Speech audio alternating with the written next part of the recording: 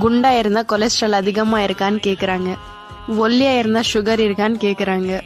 கோவமா பேசினா ப்ரெஷர் இருக்கான்னு கேக்குறாங்க. சரி, எதுவுமே பேசாம சும்மா இருக்கலான்னு பார்த்தா என்ன ஏதாவது பிரச்சனைன்னு கேக்குறாங்க. என்னத்த சொல்ல.